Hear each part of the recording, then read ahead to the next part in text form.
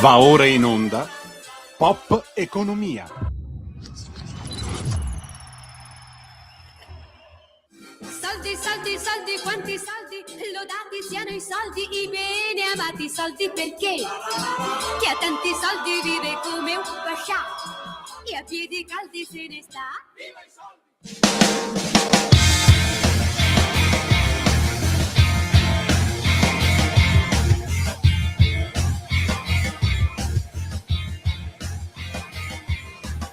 Stanotte amore, non ho più pensato a te. Ho aperto gli occhi per guardare intorno a me e intorno a me girava il mondo come sempre. Gira il mondo, gira nello spazio senza fine, con gli amori appena nati, con gli amori già finiti, con la gioia e col dolore della gente come me. Il mondo, soltanto adesso io ti guardo, nel tuo silenzio io mi perdo e sono niente accanto a te. Buongiorno Alessandra, a te la linea. E la potente voce di Gianna Nannini, gira il mondo, gira e nel tuo silenzio mi perdo. Per l'occasione crederei che sarebbe meglio togliere la parola silenzio e trasformarla nella parola rumore. Nel tuo rumore io mi perdo e sì, è martedì 31 marzo. E quanto? E cosa ci stiamo perdendo economicamente? E sì, ci stiamo perdendo tanto, tantissimo, cari amiche e amici di Radio Libertà. Seguiteci e scriveteci al numero. Natalia, ti prego di ricordarlo. Il numero per i massaggi WhatsApp è 340 670 9659. Cerchiamo di semplificare, perlomeno ci proviamo. Partiamo da tre facce. Immaginate tre facce di una sola moneta e la moneta si chiama Hormuz, quel corridoio piccolo piccolo che è rotta però strategica per il trasporto marittimo mondiale di petrolio. Prima faccia, il Dominus, sempre lui, sempre Donald Trump, con la sua ira funesta minaccia l'Iran e dice negoziate, negoziate o vi cancello. Poco fa chi non ci ha aiutato vada a prendersi il petrolio a Hormuz. Seconda faccia, i consumi, quelli che ricascano, diretti, precisi, matematici come sempre nelle nostre tasche. Il blocco minaccia il gas in Europa, in Italia e schizza il prezzo dei fertilizzanti in Europa, l'abbiamo visto anche martedì scorso, con colture sempre più a rischio. Terza faccia, i mercati, fonte Euronews, poco fa, borse in rialzo, petrolio alle stelle e al centro, sempre al centro la guerra in Iran, con una notizia di rumore assoluto. Il ministro Crosetto ha negato l'uso della base di Sigonella agli USA. L'episodio è venuto qualche giorno fa, lo ha riportato il Corriere della Sera e il caso diventa subito politico. E allora il clima, le notizie sono tante, si affollano una dopo l'altra e è davvero tutto molto bollente. E poiché il clima è incandescente, io direi tre facce, una notizia dominante e passo la palla a due ospiti eccezionali. Il primo, un grande giornalista economico del Verità e Panorama, lo conoscete ormai, Nino Sulzeri. Ci sei Nino? Benvenuto, buon pomeriggio. Ciao Alessandra, grazie dell'invito e buon pomeriggio a tutti gli ascoltatori. Speriamo di non annoiarli troppo. Ma sono tante le notizie, davvero è impossibile annoiarsi perché l'importante è sempre capire e questo è il refrain, è il motto di Buddy Fox, grande esperto di borsa e mercati. Ciao Buddy, come stai? Un saluto a tutti e un saluto a uno dei miei maestri, Nino Sulzeri. Grazie Buddy, sei sempre troppo gentile. Tutti noi siamo qui che ci inchiniamo al nostro maestro Nino Sulzeri e allora Caro Nino e caro Buddy, ci hai capito qualcosa? Io credo proprio di sì. Ci fai capire meglio a noi cosa sta succedendo? È crisi perfetta o imperfetta per i mercati? Perché io le vedo qui, le ultime, da Euronews, le ho appena citate, il petrolio è alle stelle, i mercati temono la stagflazione, però le borse che fanno? Allora, se ti può consolare, ieri sera ad Harvard, in uno speech, Powell ha detto che le crisi non le può prevedere nessuno e la cosa più importante non è prevedere le crisi, ma saperle arginare. E lui ha usato questa metafora degli uragani.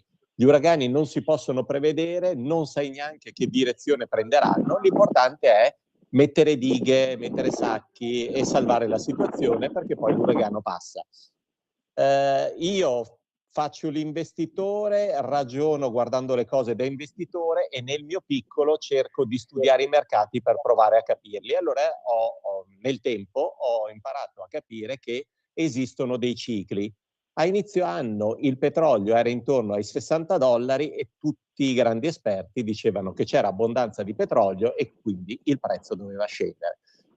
Il prezzo non scendeva, è rimasto comunque su un livello abbastanza alto, su una forchetta alta di prezzo, poi è scoppiata la guerra in Iran e i prezzi sono volati.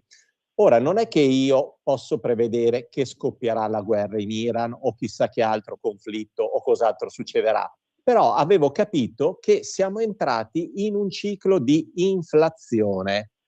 Il petrolio che sale contribuisce a mantenere l'inflazione alta e ci staremo dentro questo ciclo per parecchi anni, perché abbiamo vissuto almeno una ventina d'anni in cui eravamo a rischio deflazione, cioè il contrario, prezzi troppo bassi. E perché ho capito questo? Perché nel 2020, quando c'è stata la pandemia e Covid, le banche centrali per salvare l'economia mondiale hanno pompato più liquidità possibile nel sistema. Oggi la finanza controlla più o meno tutto l'andamento dell'economia, ha assorbito tutta questa liquidità e l'ha investita sui beni. Quando si investe, i beni crescono di prezzo e i prezzi vanno su. I prezzi vanno su vuol dire inflazione. La liquidità è sempre presente nel sistema, l'inflazione continuerà a crescere. Ci saranno dei momenti come 2 anni fa in cui l'inflazione è un po' calata, ma poi troverà sempre una scusa per tornare su. Il secondo motivo per l'energia che deve salire non è la guerra, ma è la rivoluzione tecnologica che ha bisogno di energia. Artificiale, Buddy, intelligenza artificiale, quella di cui parlavamo 2 martedì fa, sbaglio? Proprio quella, È così? proprio quella. È proprio quella. Sì, prego. Divoratrice di energia e per il momento una delle principali fonti sono ancora i combustibili fossili. Finché non utilizzeremo il nucleare, non utilizzeremo il solare o qualsiasi altra energia, magari si spera molto meno inquinante, il petrolio e i fossili rimarranno l'unica vera fonte di energia per alimentare tutto questo. Ricordo sempre un precedente, 2021, prima della guerra Russia-Ucraina, che secondo molti ha scatenato questa inflazione crescente, c'era stato la nave cargo che si era incagliata sullo stretto, sul canale di Suez, che per solo pochi giorni che era rimasta lì aveva dato un anticipo, un antipasto di quello che sarebbe successo, cioè di crescita dei prezzi. Concludo il discorso con però una buona notizia, perché siamo vicini a Pasqua e diamo anche le buone notizie, e cioè quella che i mercati finanziari, i cui animali che li rappresentano sono il toro, che sono l'animale che simboleggia il rialzo dei mercati, e l'orso, che simboleggia il ribasso dei mercati,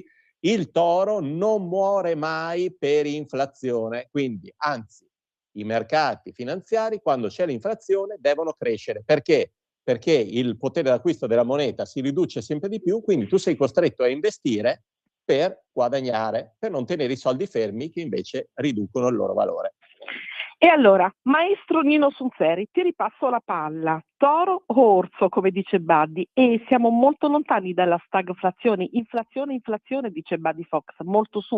E poi ho un'altra cosa da chiederti, anzi, un'altra è un eufemismo, ho tante cose da chiederti. Prego brevità Nino, perché poi devo dirti tante cose. No, semplicemente sono d'accordo con quello che diceva Buddy a proposito dell'inflazione ai mercati. Aggiungerei solo una postilla. L'inflazione fa salire i mercati anche perché tendenzialmente i conti delle aziende, i margini delle aziende tendono a migliorare, cioè insomma, si è visto negli anni '80 con l'inflazione che volava e Piazza Affari che era arrivata a raddoppiare nel giro di un anno e mezzo. È vero che dicono, quindi l'inflazione sì, fa bene perché fa salire, cioè se l'inflazione è del 2, ma un'azienda alza i prezzi del 2,5, non se ne accorge praticamente nessuno, però adesso la dico molto semplice, però quel mezzo punto in più significa un po' di margine aggiuntivo. E quindi questa roba qui i mercati la sanno bene, per cui con l'inflazione tutti i gatti diventano bigi e quindi sale un po' tutto. Sale un po' tutto. Sempre. E allora, di mezzo, dice Buddy, caro Nino, c'è la rivoluzione tecnologica, c'è l'intelligenza artificiale. Allora, un'osservazione per entrambi. Larry Fink ha parlato giorni fa. Larry Fink, BlackRock, è della prima società al mondo di risparmio e investimenti che ci sia. Dice così Larry Fink: dimenticatevi, miei cari, la casa, e noi sappiamo che per noi la casa è il primo bene, il bene assoluto, dove si mettono i soldi, non sotto la coperta ma sotto il mattone. Lui dice così: dimenticatevi la casa, investite nei mercati finanziari. Quindi Buddy, tu qui ci vai a nozze. E altra cosa, l'intelligenza artificiale spazzerà via i colletti bianchi. Sapete chi saranno i vincitori? Gli idraulici e gli elettricisti. Buddy, sei d'accordo, sì o no? E poi ripassiamo a Nino.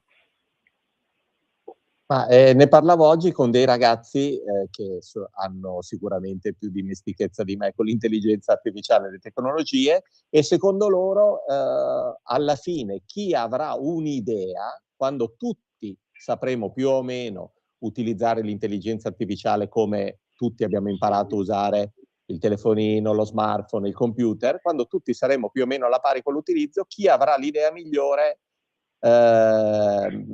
riuscirà a primeggiare. Però non voglio essere pessimista, però ci vedo un piccolo problema, cioè chi ha maggiori possibilità, che siano economiche, di strutture, e avrà l'utilizzo di un'intelligenza artificiale migliore rispetto agli altri, sarà un vincitore, e qui si allarga la disparità tra poveri e ricchi. Lo dico prendendo a esempio quello che è successo, mi pare fosse lunedì 9 marzo. Quando le borse erano negative e a un certo punto Trump ha fatto il suo solito tweet parlando di tregua nella guerra tra Stati Uniti, Israele e Iran. E le borse in pochissimi minuti, se non voglio dire secondi per non esagerare, sono passate da un -3 a un +3. Ora, io non voglio parlare del rischio insider trading, perché queste cose qua sono sempre successe e nessuno le potrà mai dimostrare. Però chi aveva la possibilità di usare questi nuovi mezzi che si chiamano HFT, che sono degli strumenti utilizzati dall'intelligenza artificiale per comprare immediatamente appena Trump lancia un tweet, chi ha la possibilità di utilizzare questi mezzi tecnologici avrà sicuramente maggiori possibilità rispetto a chi come me, che guarda, solo pensa di fare un'operazione e l'operazione è già sfumata. Ecco, Nino, mi sembra molto forte come affermazione quella di Larry Fink: dimenticatevi la casa e poi i colletti bianchi, addio, perché i vincitori saranno idraulici ed elettricisti. E, insomma, smonta tutte le nostre certezze. Tu ci credi? Assolutamente sì, anche perché i colletti bianchi e le attività di servizio in ufficio, a cominciare dalla mia di giornalista, è chiaro che con l'intelligenza artificiale vengono spazzati via, perché con questo strumento uno bravo può fare il lavoro, un giornalista bravo può fare un lavoro che Certo, poi ci sono appunto le punte di eccellenza, quelli che hanno un'idea in più e quindi giornalisti più bravi che hanno una capacità di scrittura e di lettura della realtà, e quelli continueranno a esistere e continueranno ad avere anche redditi elevati. E per il resto, certo, già adesso è difficile trovare idraulici, falegnami o elettricisti, e questi qui prima che vengano sostituiti dalla intelligenza artificiale, ma sai, ce ne vorrà tempo. Cioè, quando io andavo al liceo, non ti dico quando, io andavo al liceo classico perché quello era la scuola di quelli cigli, e i poveracci andavano negli istituti tecnici. Sì. Ed invece ora si è capovolta la situazione, no? Cioè, chi va negli istituti tecnici lavora prima, ha più expertise, ha più competenze, non è così? E invece chi studia il latino e il greco, insomma, va più lentamente. Sì, assolutamente, cioè io andavo ancora, la scuola che frequentavo io era ancora la scuola di impronta gentiliana, che appunto divideva la società in vari pezzi, e tant'è che il liceo classico era l'unico liceo che dava l'accesso a tutte le università. Gli altri licei sempre meno, e per cui, cioè, per esempio, i geometri potevano andare praticamente solo in ingegneria o poco più. Cioè perché? Perché i figli, quelli delle classi elevate, che sarebbero diventati classe dirigente, andavano all'università e avrebbero avuto delle conoscenze specialistiche maggiori. Gli altri, insomma, i figli dei poveracci, dovevano andare, non andavano all'università, andavano solo degli istituti tecnici, e perché poi non avevano soldi e tempo per studiare ancora e dovevano cominciare a guadagnare. E tutto questo in 50 anni si è totalmente ribaltato. Stravolto.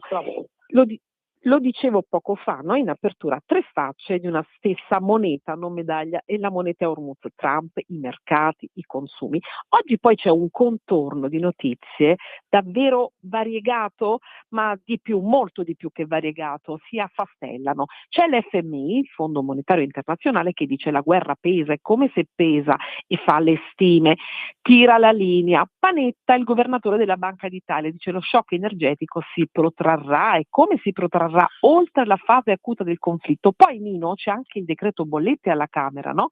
Sai molto bene che in questi momenti c'è proprio la discussione. E poi c'è una rabbia forte, che è quella di Confindustria per i tagli del governo agli incentivi promessi. C'è anche la dichiarazione agli incentivi di transizione 5.0. Si dice è una questione di fiducia, dice Confindustria, lesa la fiducia. C'è il ministro Giorgetti che ha risposto ieri: dobbiamo decidere chi aiutare, perché lo abbiamo detto miliardi di volte, la coperta è sempre più corta. Com'è questa coperta, Nino? E questa rabbia di Confindustria cosa può scalfire in un governo che è un pochino, direi, togliamoci il pochino, in difficoltà? Si parla addirittura di un governo che potrebbe essere, non arrivare a fine legislatura, si fanno i pronostici, cioè, dopo il referendum il dibattito politico e anche economico è totalmente cambiato. Che mi dici su questo? Ma su cosa dico? Che questo governo ha costruito gran parte della sua credibilità e anche della sua longevità proprio sul tenere a posto i conti pubblici. Cioè la signora Meloni aveva visto ed era rimasta scioccata da quello che era successo nel 2011 a Berlusconi, con lo spread volato quasi a 600 punti, e quindi una delle prime cose che ha fatto è stato proprio quello di tenere sotto controllo in maniera rigorosissima i conti pubblici, tant'è che lo spread da 250 che era all'inizio della legislatura era sceso fino a 60-70, adesso sta recuperando, ma insomma siamo nella fisiologia del mercato. I soldi non ci sono, d'altronde sai, qui sembrerà ridicolo, ma balliamo sul filo dello 0,1%, cioè se il debito PIL a fine trimestre resta sotto il 3 o si ferma al 3, noi avremo diritto ad accedere ad alcuni corposi finanziamenti europei, perché usciamo dalla procedura di infrazione. Se stiamo sotto, se stiamo sopra, in questo momento siamo sopra il 3,1, sono grandezze veramente minuscole, però restiamo in procedura di infrazione e quindi questi soldi ce li sommiamo. Però, insomma, ragazzi, questa è purtroppo la situazione, cioè il debito pubblico italiano. La situazione reale che ci siamo detti mille volte, il debito pubblico, mi direi tu Nino, scusami se ti interrompo, è tale e quale, anzi cresce di più e di più di questo non si può fare, no? Ma ecco, ti lancio un po' un fendente, un po' una provocazione, ma che poi è lo stato reale delle cose.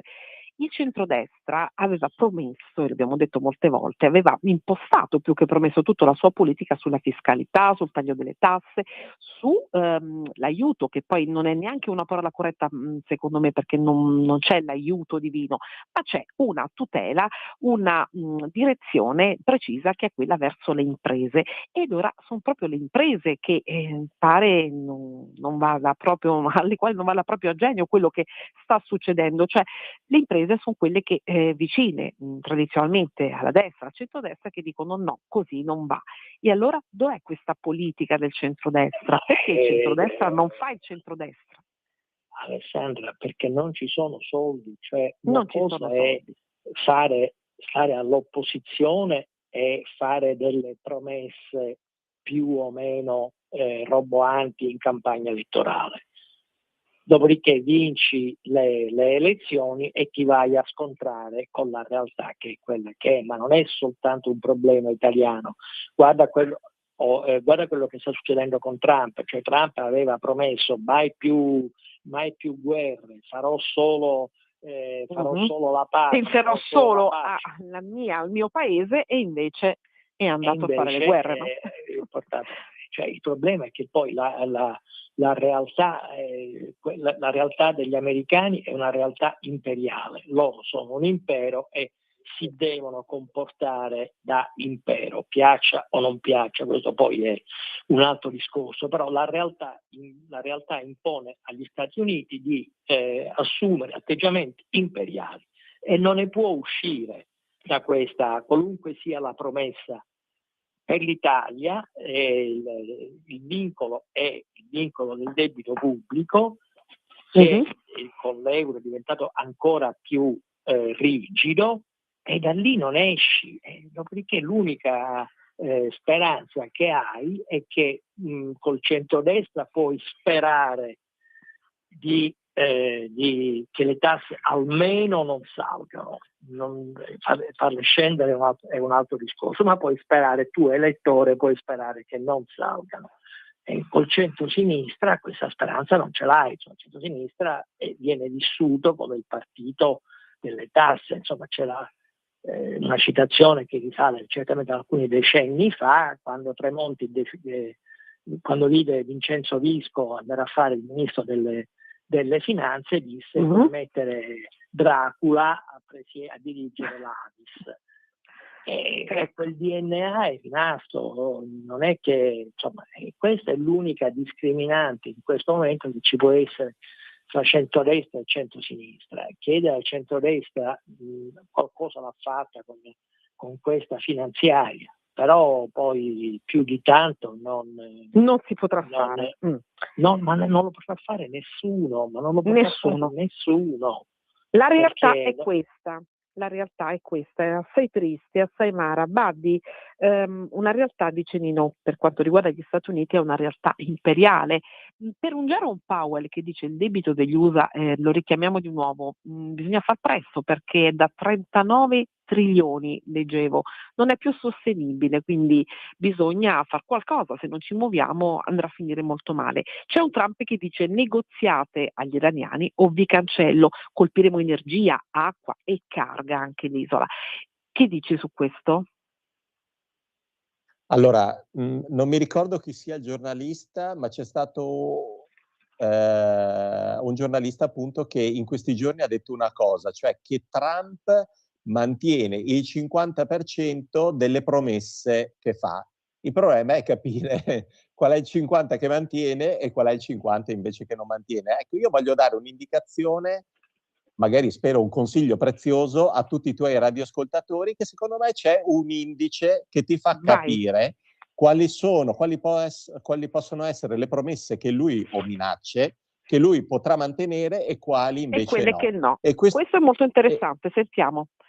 E questo indicatore l'ha dato un analista l'anno scorso, l'ho sentito proprio io con le mie orecchie, si chiama Rocco Bove di Kairos, e lui disse che guardando il titolo di Stato a 30 anni degli Stati Uniti, quindi il T-bond, guardando il rendimento del titolo di Stato, quando questo va sopra il 5%, che lui ha chiamato come la no-fly zone, cioè la zona che non si può sorvolare, quando si va sopra il 5%, dal Trump o chi per lui, dal coniglio dal cilindro estrae un coniglio, cioè una magia che è una buona notizia oppure una retromarcia su una minaccia che fa scendere i rendimenti e fa salire le borse. È successo questo lunedì 9 marzo, quando ci siamo avvicinati al 5% e lui ha detto propongo la tregua. Quindi questo per dire cosa? Che quando il T-bond trentennale,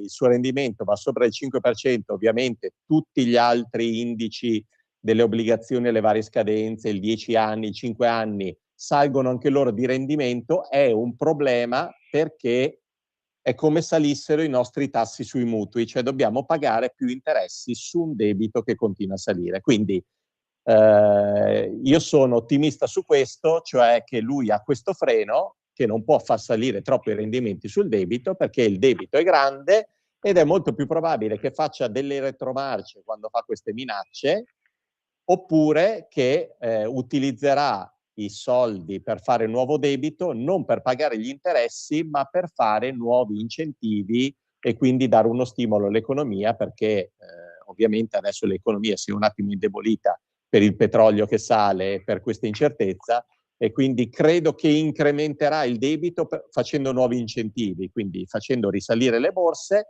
e invece si spaventerà quando gli interessi saliranno e lì farà retromarcia. Nino Sunseri, Nino, ha fatto bene il ministro Crosetto a negare l'uso della base di Sigonella? Questa è la notizia che fa rumore oggi, tutti i giornali ne parlano, tutti ne stanno parlando, anche è l'apertura di tutti i giornali stranieri. Ma sai, lì c'è un precedente che conosciamo tutti, che è quello con Reagan e Craxi, quando Craxi fece circondare dai carabinieri la Delta Force americana che circondava l'aereo con Abu Mazen, Abu Abbas, scusami, che era stato prelevato dopo l'abbordaggio all'Achille Lauro. E quella fu vista come un elemento di indipendenza dell'Italia, la prima volta indipendenza dell'Italia dagli Stati Uniti. Sono passati 40 anni, il film si ripete, devo anche dire con minore clamore, anche perché le basi militari ormai hanno più una valenza politica che non proprio militare in senso stretto, cioè una volta si servivano perché ci mettevi gli aerei, le bombe. Abbiamo mezzo minuto, Nino, ma sei chiarissimo, quindi vai pure.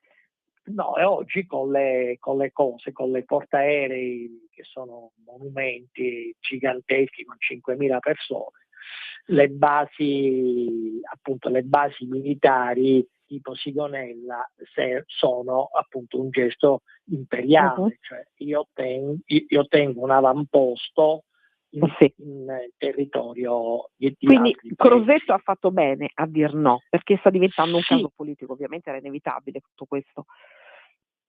Sì, è inevitabile, anche perché insomma l'amicizia con Trump non è che abbia portato molto bene alla signora.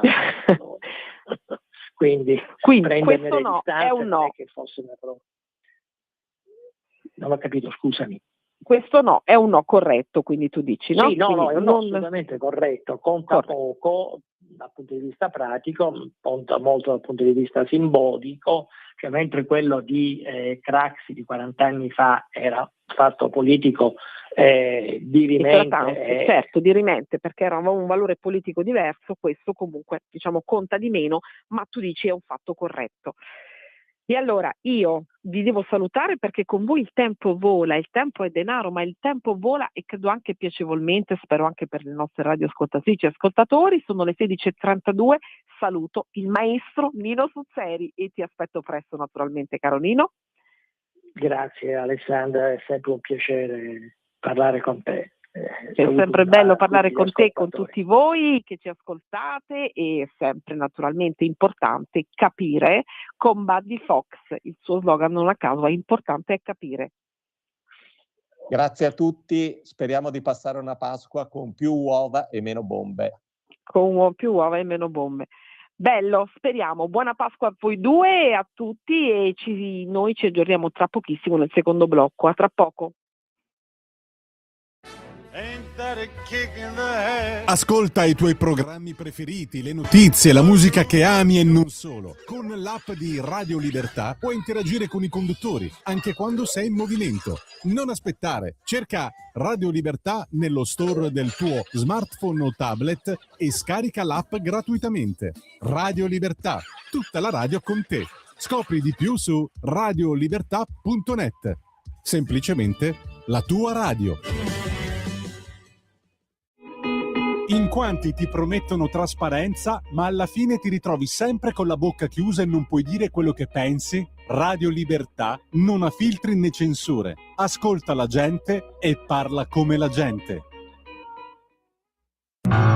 Porta con te ovunque Radio Libertà. Scarica la app per smartphone o tablet dal tuo store o dal sito radiolibertà.net. Cosa aspetti? Sempre più liberi con La Tua Radio è il nuovo sito che mette in prima pagina opinioni, firme, notizie, uno sguardo nuovo e originale sui fatti che ci circondano. Il nuovo quotidiano online. Semplicemente radiolibertà.net. Va ora in onda Rumore.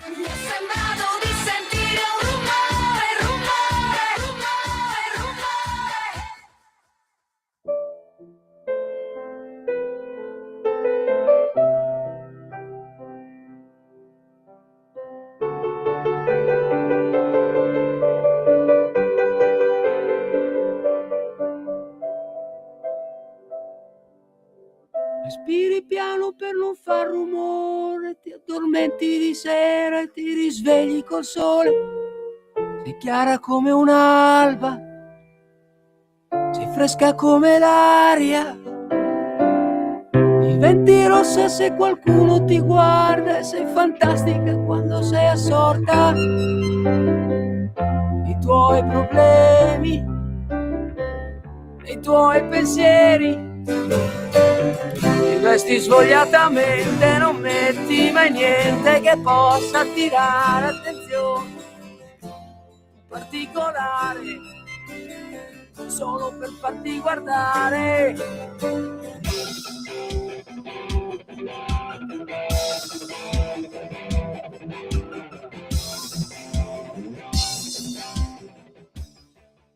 nuovo a te la linea, Alessandra. Grazie Natalia, ma che bella questa canzone, era l'anno 1979, ve la ricordate? Di Vasco Rossi, naturalmente, voce inconfondibile. Scrisse il testo Vasco di questa canzone Alba Chiara ispirandosi ad una ragazzina, 13 anni, che Vasco ogni giorno vedeva passare davanti casa sua e la guardava, la ammirava e provava così ad immaginare, guardandola, a ricostruire la sua vita ed è proprio attorno a questa vita, a questa esistenza che ruota il significato di questa canzone, di questo brano, Alba Chiara. E già perché 13 anni, l'adolescenza, è un'età bella, bellissima, complessa sicuramente, è il tempo dei primi amori, dei primi fervori, è il tempo della scuola, dello studio, dello studium, che parlavamo prima con Nino Sonseri di scuole tecniche, licei, ecco io per esempio ho frequentato il liceo classico e non me ne pento perché mi ha dato tanti strumenti per poter comprendere la realtà. Beh, la parola studium in latino non significa noia, pesantezza, ma significa amore, cura, anche divertimento, cioè lo studium in realtà, quella cosa che noi diciamo studiare, ma che noia, ma che barba, è una cosa che dovrebbe essere divertente, ma lo studium, la scuola, non trova pace. È un piacere oggi rincontrare, seppur in voce, lo conoscete ormai, il professor Antonio Curci, vincitore del Global Education Awards Dubai 2026, un premio importantissimo, una persona, un professore che di scuola ne sa molto. Ben ritrovato, professor Curci. Buonasera, buonasera, grazie per l'invito. E noi dovremmo parlare di cose belle, vero professore? Di studio, dovremmo parlare di divertimento, di bellezza, di amore, di nuove esperienze. Lei dovrebbe raccontarci, ma ce ne racconterà tante cose belle, ma oggi io la chiamo per cercare di capire che cosa sta succedendo alla scuola, ma soprattutto ai nostri giovani. Dopo quell'episodio che credo abbia fatto rabbrividire tutti noi, in un tredicenne, un ragazzo, e non a caso ho fatto mettere su Alba Chiara, perché si tratta in quel caso di una ragazza, come diceva Vasco Rossi, ma qui è un ragazzo di 13 anni che ha accoltellato la sua professoressa e ha detto così poi dopo l'interrogatorio, sì, dispiaciuto non per averla uccisa, ma dispiaciuto per non averla uccisa, cioè la confessione ha detto non è che io sono dispiaciuto per quello che ho fatto, perché la volevo uccidere, volevo ammazzare anche i miei genitori. Si tratta di un ragazzo, è successo nella Bergamasca questo episodio, e il ragazzo poi è stato affidato ai servizi sociali, sarà accompagnato in una comunità. Beh, insomma, un episodio che ha fatto un rumore agghiacciante. Professore, che cosa sta succedendo? Lei ci deve aiutare in questo momento a capire, lei che vive la realtà tutti i giorni con i suoi ragazzi. Sì, assolutamente. Allora, intanto partiamo dall'assunto che il problema è complesso e grazie a Dio non diffuso, e quindi già questo un po' ci fa stare più tranquilli, perché non è una cosa che accade tutti i giorni.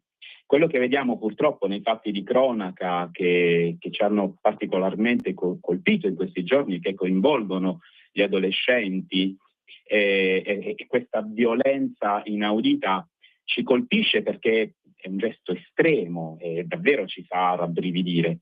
Però sono gesti che probabilmente non nascono all'improvviso, sono spesso il punto di arrivo di un disagio che è rimasto invisibile troppo a lungo, e il problema è proprio qui, il fatto che questo disagio non sia stato intercettato. Arriviamo sempre tardi, purtroppo, noi adulti, quando il fatto è stato commesso.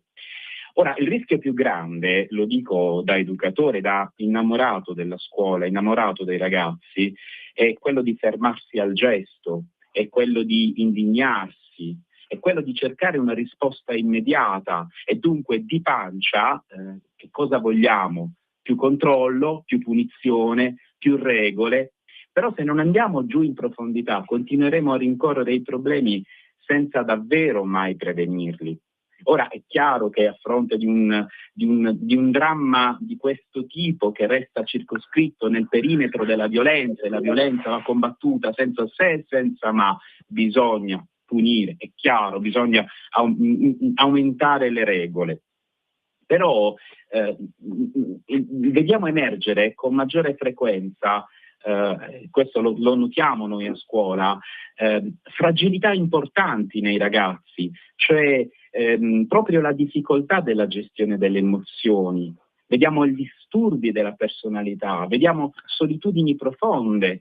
E purtroppo quando ce ne accorgiamo talvolta, come dicevo prima, è già tardi, cioè quando il disagio è già diventato comportamento e poi reato. non possiamo pensare che dobbiamo affrontare queste situazioni con strumenti generici, perché parliamo di psicopatologie. Ora, ogni ragazzo ha una storia diversa e dietro gesti simili ci sono mondi completamente differenti. E allora servono indubbiamente competenze all'interno della scuola, percorsi mirati, presidi territoriali sulla salute mentale dei nostri giovani, che siano capaci di lavorare in rete insieme a tutte le agenzie educative come la scuola, le famiglie, le parrocchie, il territorio. Allo stesso tempo non possiamo ignorare il contesto in cui questi ragazzi crescono, e allora qui dobbiamo per forza arrivare all'uso precoce dei social, che è un gravissimo problema. Ecco, l'uso precoce dei social. La interrompo, professore, perché dopo Prego. aver pianificato di uccidere questa sua insegnante e aver comprato online, perché lo ricordiamo, ha comprato il coltello da Rambo, ha annunciato e trasmesso in diretta, lei mi parla di social e perciò io mi sto inserendo in questo momento, la sua vendetta su Telegram. Telegram è un strumento di comunicazione, no? Che tutti conosciamo, Sì, simile a WhatsApp. E, ecco, questo modo di stare sui social così compulsivo di tutti i ragazzi, nessuno escluso, già dei bambini, tanti sono i fattori, sarebbe un discorso molto lungo, molto complesso. Lei mi sta parlando di tante emozioni, modo di regolare le emozioni. Lei dice: noi quando ce ne accorgiamo è già troppo tardi, ma voi siete anche soli, no? Nella scuola, e quindi ci vorrebbe un sistema più complesso, una pluralità di competenze che per tanti motivi anche economici non c'è. Ma io le dico una cosa soltanto, professore: parole come rispetto, disciplina, sembrano proprio ormai essere desuete, cioè quando si parla di rispetto e disciplina si parla subito di deriva autoritaria. E come si fa allora a cercare di far capire ai ragazzi, al di là della punizione, che il rispetto, soprattutto la parola rispetto, il significato del rispetto e della disciplina è un fondamento di loro stessi, della nostra società? Intanto sì, domanda complessa che scinderei in due. Da una parte, quando parliamo di social a questo livello dobbiamo parlare di dipendenze, e quando si parla di dipendenza le dipendenze devono essere affrontate con gli strumenti idonei a curare le dipendenze. E la dipendenza da smartphone è una dipendenza come la droga, come l'alcol, e quindi il ragionamento diventa parecchio complesso. Certo, la scuola non ha gli strumenti per affrontare le dipendenze, né tantomeno i professori. Quando invece si parla di rispetto, e quindi mi sento in qualche modo, mi sta facendo un assist in maniera non voluta, per introdurre un tema che è fondamentale nella scuola, quello delle regole e di conseguenza quello delle sanzioni. Perché non dobbiamo pensare che non debbano esistere delle regole. Quando si parla di adolescenti violenti, il tema delle regole e delle punizioni deve essere fondamentale, ed è giusto così. I ragazzi hanno bisogno di limiti chiari, e i limiti non sono un ostacolo alla libertà, alla loro libertà e alla libertà degli altri. Sono invece gli strumenti che rendono possibile tutte le libertà. E allora il punto è: che cosa e come intendiamo punire questi ragazzi? Allora, se la punizione è soltanto la nostra reazione, il nostro sfogo, la nostra risposta emotiva di adulti, allora talvolta le punizioni rischiano di sembrare anche un tantino inutili, a volte persino controproducenti, perché generano fenomeni di martirizzazione dei ragazzi. I ragazzi quasi ostentano le medaglie delle punizioni, non educano in questo senso, non fanno crescere, non aiutano a comprendere. Se invece la punizione è una conseguenza coerente, proporzionata, spiegata, accompagnata con attività aggiuntive, e dunque con attività alternative, allora può diventare uno strumento educativo molto potente. Quindi la punizione non deve servire per umiliare, ma per responsabilizzare un ragazzo. Un Questo credo che sia un punto chiave: non umiliare ma responsabilizzare. A proposito di emulazione, a proposito di un fenomeno che lei mi accennava, adultismo, no? E adesso ce lo spiega ancora meglio, è una notizia di stamane: un 22enne è stato arrestato a Gela, a Caltanissetta, con l'accusa di aver accoltellato ieri sera un coetaneo in un bar del quartiere del suo quartiere al culmine di una lite. Questo anche potrebbe essere un momento, un processo di emulazione, no? Il coltello, l'accoltellamento, il prendersela con un coetaneo, anche questo è un fenomeno che è alla deriva pericolosissimo. Quando si parla di adultismo, cosa si intende, professore? Beh, l'adultismo è un fenomeno di cui purtroppo non si parla molto, neanche nella scuola.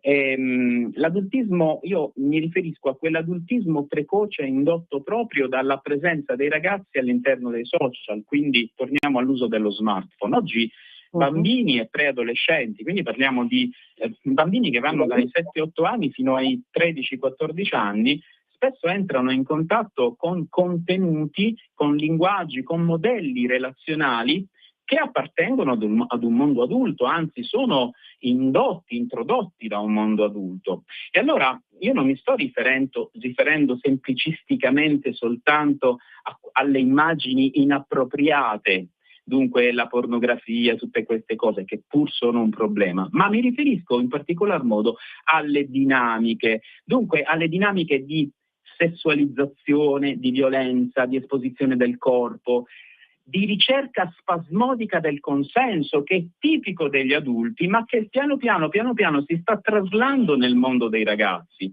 Allora il problema non è soltanto vedere troppo, il problema è vedere troppo presto, perché l'età evolutiva ha la sua gradualità. Diciamo, l'età evolutiva in qualche modo deve essere protetta, deve avere dei tempi che vanno rispettati. Anticipare le esperienze, bruciare le taste, vedere delle cose che non si dovrebbero vedere neanche in età adulta, ma che diventano pane quotidiano dei nostri ragazzi, tutto questo contribuisce a costruire un'immagine di sé filtrata, esposta, giudicata, quasi come se i ragazzi si comportassero da piccoli uomini e piccole donne. E questo crea una frattura importante, perché questi ragazzi, ecco cos'è arrivo all'adultismo, fuori sembrano grandi, ma dentro restano fragili. E mi lasci concludere, perché è proprio questo il problema da dove nasce la violenza, da questa fragilità non riconosciuta, che si trasforma prima in ansia, poi in insicurezza, poi in bisogno di approvazione e infine anche in aggressività e dunque casi estremi di violenza. È chiarissimo, è chiarissimo.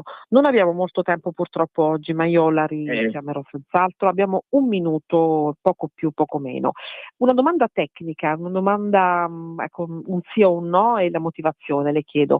I percorsi formativi e didattici nelle istituzioni scolastiche, anche il governo, so che ne ha in mente qualcuno, in materia di educazione al rispetto, alle relazioni, al contrasto alle forme di violenza, quanto potrebbero essere utili in questo particolare momento?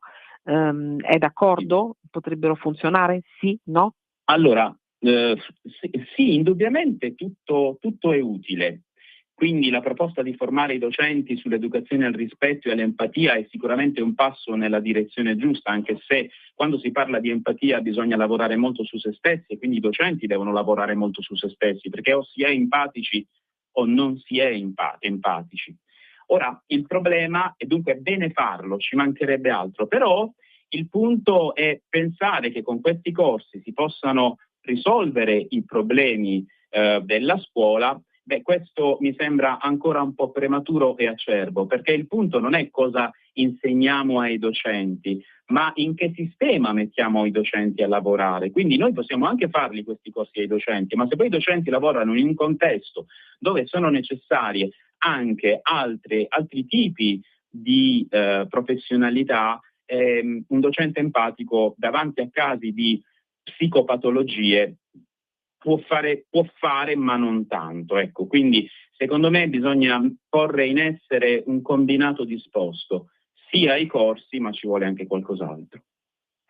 Grazie professor Curci, la ringrazio immensamente del suo professionale e prezioso contributo, perché l'importante è davvero Grazie a lei, quando vuole per me è sempre un piacere essere a Radio Libertà. Grazie moltissimo e io la richiamerò prestissimo.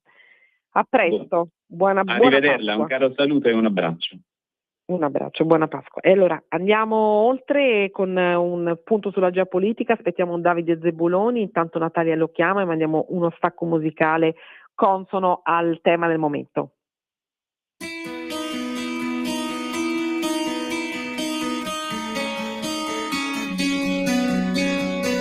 C'era un ragazzo che come me amava i Beatles e i Rolling Stones, girava il mondo, veniva dagli Stati Uniti d'America. Non era bello ma accanto a sé aveva 1000 donne se.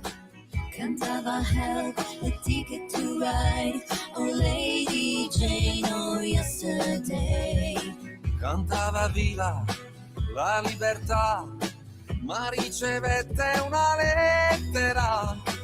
La sua chitarra mi regalò, fu richiamato in America. Stop coi Rolling Stones, stop coi Beatles, stop. M'han detto vanno in Vietnam e spara ai Vietcong.